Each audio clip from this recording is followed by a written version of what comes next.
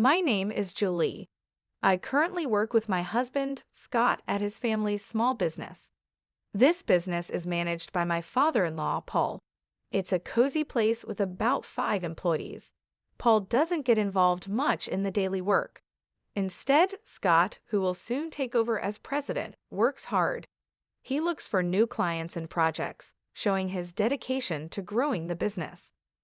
When we have a big project, all the employees come together enthusiastically, creating a vibrant atmosphere. I have been working here for 12 years since I got married. Hey Julie, how long do you plan on clinging to our family business? My mother-in-law, Olivia, asked this as I came home early to make dinner, while Scott was still at the office. Olivia had retired from the business when Scott and I got married and seemed happy about her retirement. But now, with more free time, she often criticized me. "What do you mean by clinging?" I asked, trying to stay calm. Olivia sharply replied, "Exactly what it sounds like. You must have married Scott because you couldn't find a job anywhere else, and now you're just taking advantage of our company." I sighed to myself. These kinds of comments from her were becoming more common. When I married, I left my previous job and joined Scott's family business by choice, not because I was fired. For some reason, Olivia thought I was completely unskilled at my job. I said before that it's not that I couldn't work somewhere else. I chose to join Scott's company, I told her. But she answered dismissively, "I can see right through your real intentions." She thought she knew everything about me and walked back to the living room. However, the problems with my mother-in-law weren't just her words. She had quit her job promising to look after the house, but she never helped out. My father-in-law often asked her to do some chores since she was home all day, but she stubbornly refused, saying, "I've worked all my life, now it's the daughter-in-law's turn to do the housework." As a result, I usually ended up making dinner. Olivia seemed to make and eat her own lunch as she liked, but she never cleaned up afterward. Each day, as I returned for my errands, the sight of piled-up plates and utensils greeted me, stirring a mix of frustration and resignation within me. Gathering my courage, I decided to address this domestic issue one sunny afternoon. "Olivia," I began hesitantly, trying to sound as diplomatic as possible, "I've noticed the dishes often get left in the sink. It would be really helpful if you could tidy up after your meals. It's just a small request, but it would mean a lot to me." To my dismay, Olivia's response was far from understanding. Her eyes flashed with anger as she snapped, "Are you trying to give me orders in my own house? You're just a daughter-in-law. How dare you dictate what I should do?" Her sharp and unyielding words reminded me of the delicate balance in our family dynamics. "I wish Helen were here instead of you," Olivia continued, her voice laced with a mix of longing and bitterness.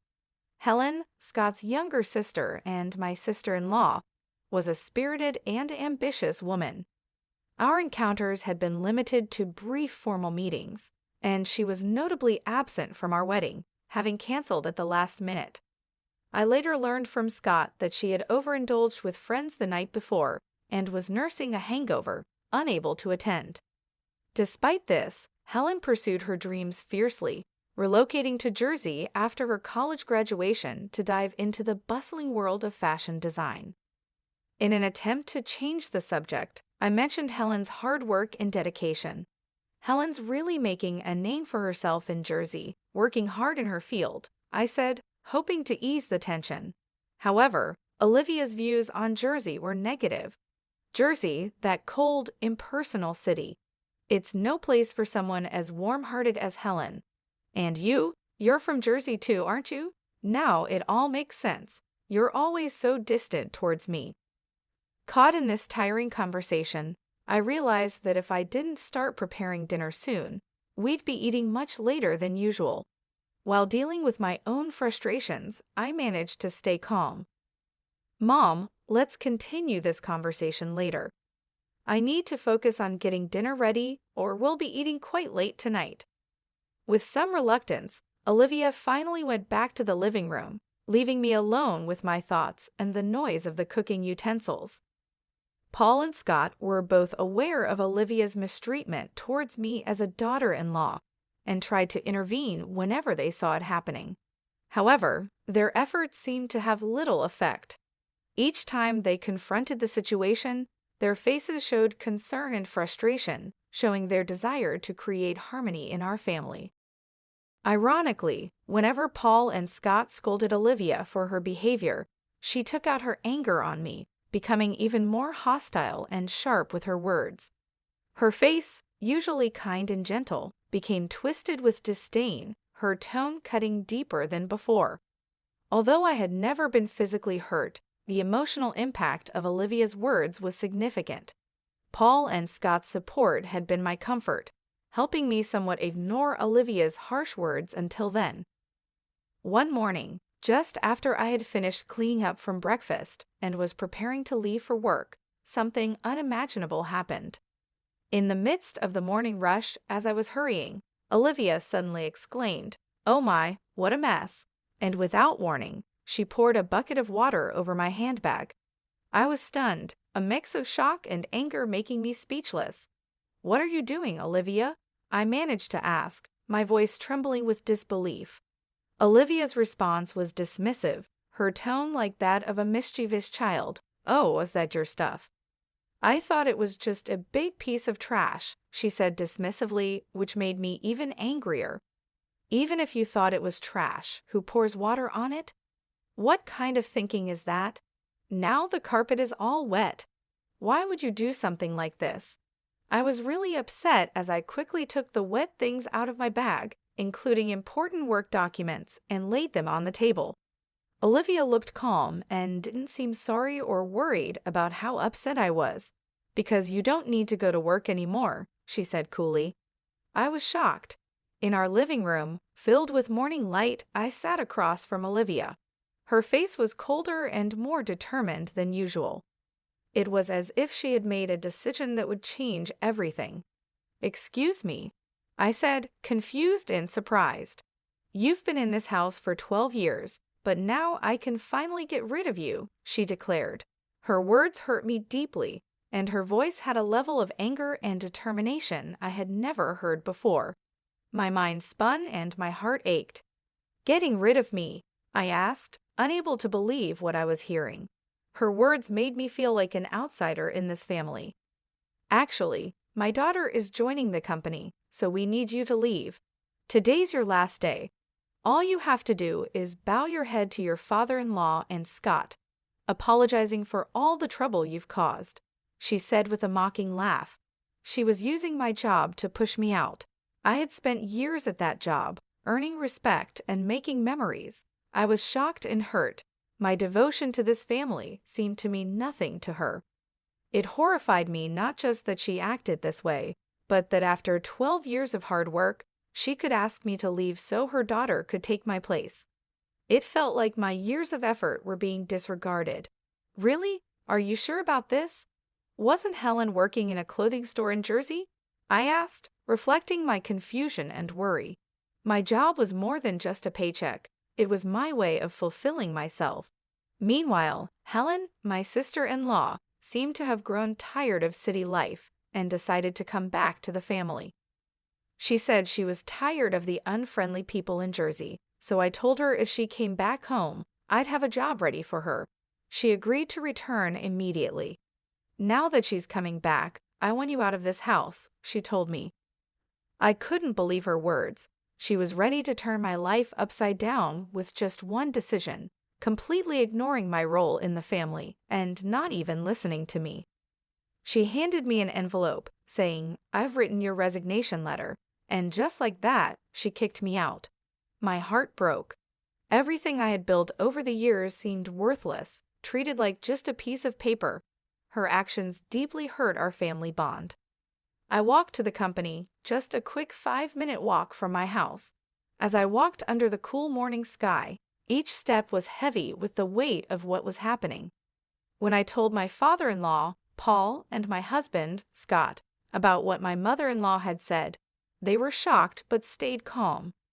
They suggested that maybe it was time for me to resign to show her the reality of the situation. This idea upset me deeply.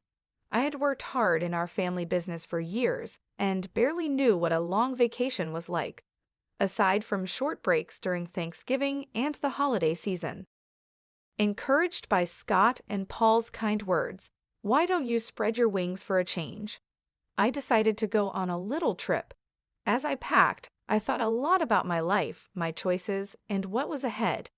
Meanwhile, my sister-in-law Helen, who was supposed to replace me at the company, shockingly didn't show up until 3:00 p.m. Her lack of responsibility disappointed Scott and Paul, who had been managing without me. Helen seemed not interested in learning the work despite their efforts to teach her. Hearing this made me worry about the future of our company, even as I looked forward to my trip. Leaving without seeing my mother-in-law, I quickly started my journey.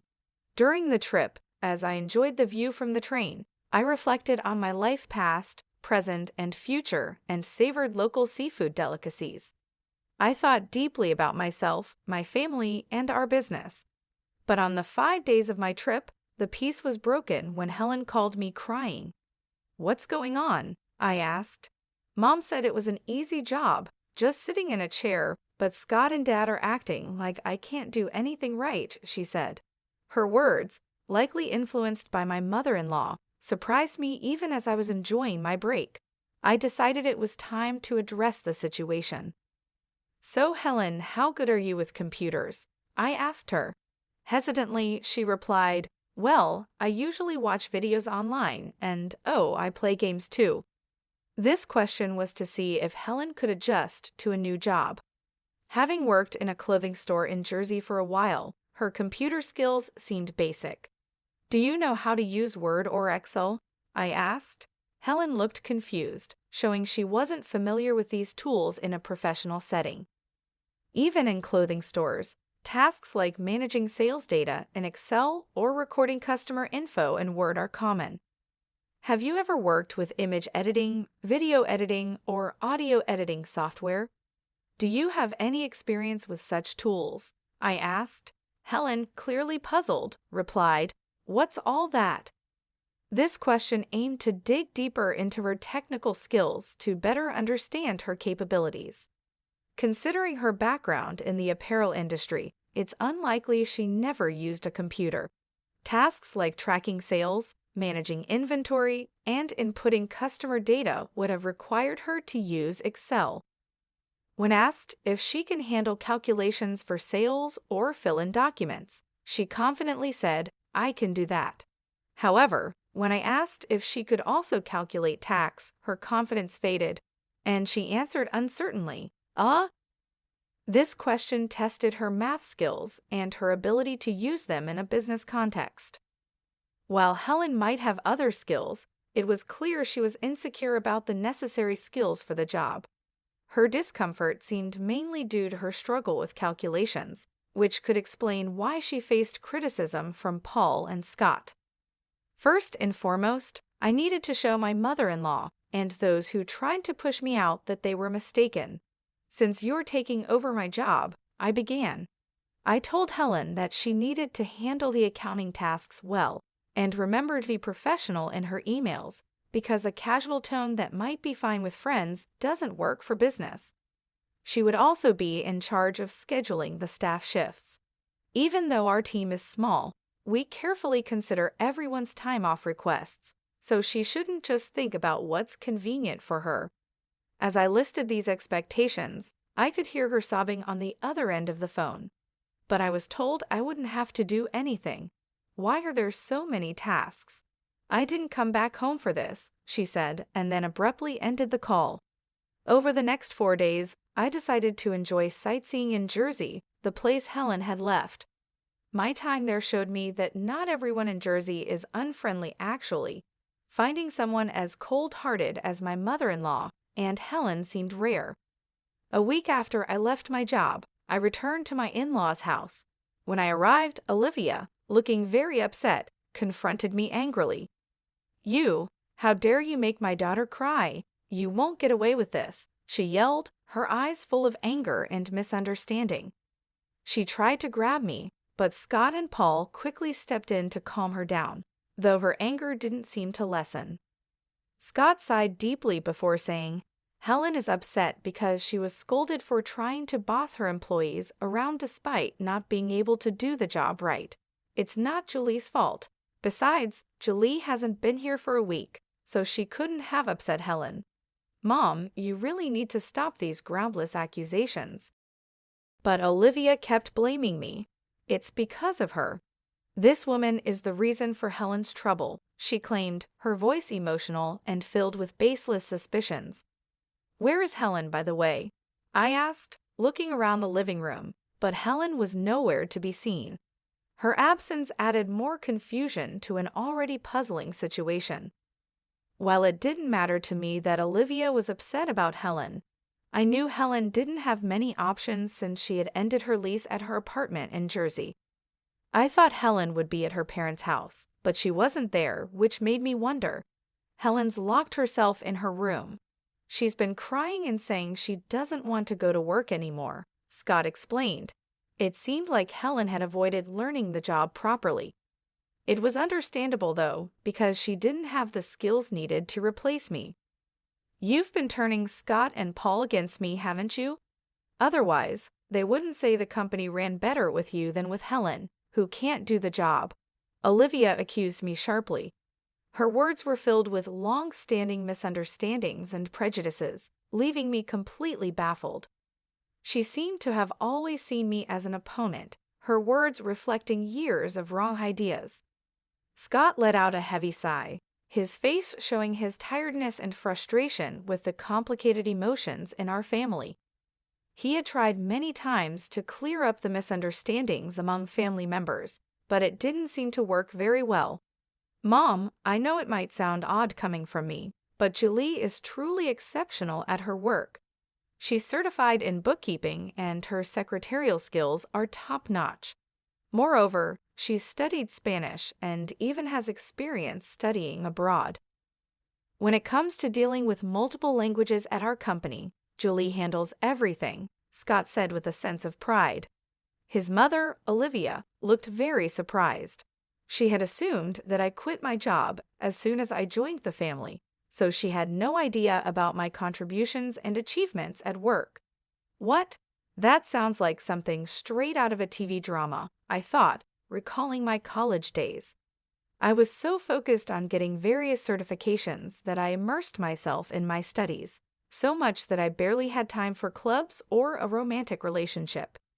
It was during this busy time that I met Scott, who came to my company for business. As I found myself sharing the story of how Scott and I first met, I realized that this wasn't what Olivia wanted to hear, so I quickly got back to the main point. In short, I was responsible for a lot of tasks at the company, from handling accounting to scheduling, working with other companies, and managing employee shifts.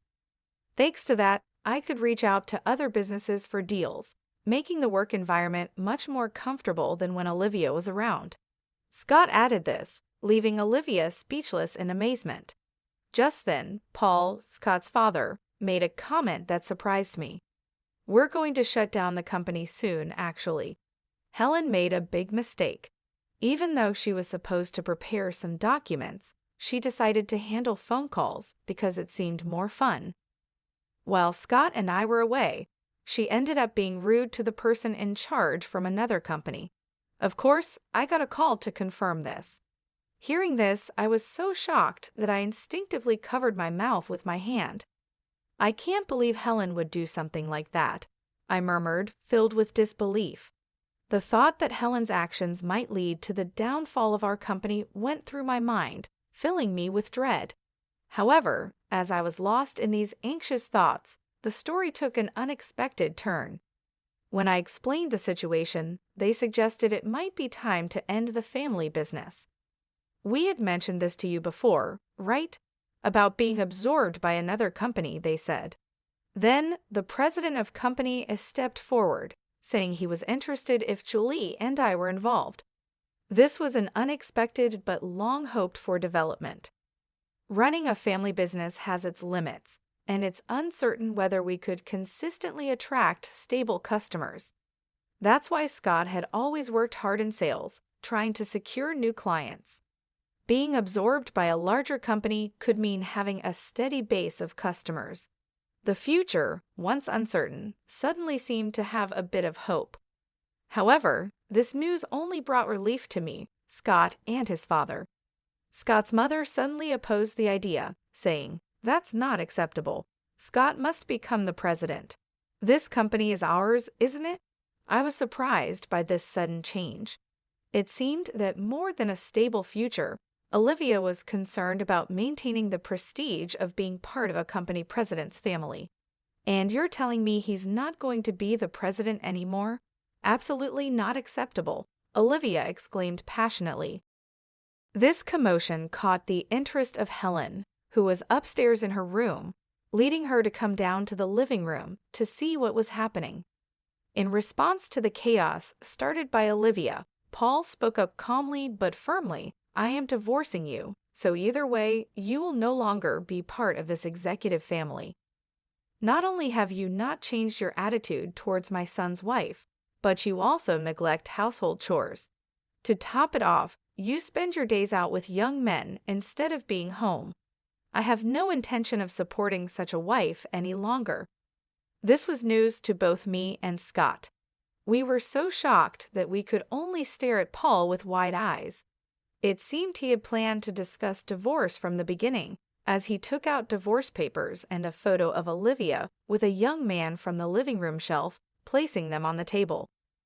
"If you sign the divorce papers now and leave with your belongings, I won't ask for alimony. I know getting any money from you would be pointless anyway," Paul said. "So unfair. How can you say that? Haven't I been devoted to this house all these years?" Olivia protested. "Devoted to this house? Have you done any real housework in the last 12 years? Does spending someone else's money on young men count as devotion to the house?" Paul countered. It was the first time we saw him this angry. Seeing this, Helen, who had come down to the living room, was visibly shaking from shock. "Helen, you're part of this too. You came back home because you couldn't make it in Jersey, and now you can't find a job, but still act superior. In the end, you stopped working entirely. Who did you inherit this escapism from? It's time for you to leave this house too," he continued. Next, we saw Helen's shock and resistance. She believed she was an important member of the family, but the reality was different. "Wait a minute, Dad. Mom might be a lost cause, but I'm your precious daughter, right?" she said. The family conflict deepened as Helen tried to assert her place, revealing her betrayal towards her mother. "Helen, are you betraying me now?" Olivia exclaimed, feeling betrayed by her daughter at the last moment.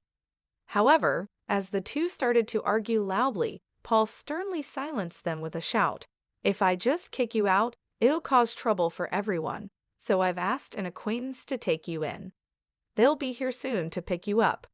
Get your minimum belongings ready." Left with no choice, Olivia and Helen began packing their belongings. Then, an acquaintance of Paul arrived to take Olivia and Helen away. The person who came to pick them up was running a factory with dormitories, and it seemed they would be working there. Meanwhile, Scott, Paul, and I talked to the employees about the company being absorbed and prepared for the busy days ahead for our future. Finally, I found out I was pregnant. When I told the president of Company A, he was delighted and promised to send someone to replace me, which was a huge relief. Currently, Scott and Paul are working even harder for the sake